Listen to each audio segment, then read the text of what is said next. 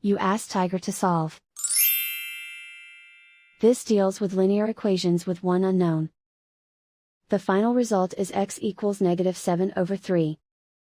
Let's solve it step by step. Group all x terms on the left side of the equation. Subtract 15x from both sides. Group like terms. Simplify the arithmetic. Group like terms. Simplify the arithmetic. Group all constants on the right side of the equation. Add 6 to both sides. Simplify the arithmetic.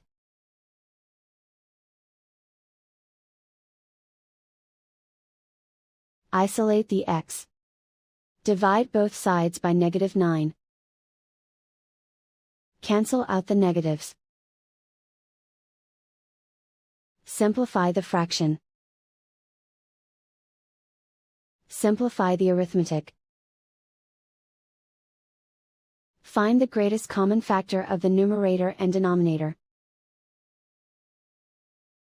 Factor out and cancel the greatest common factor.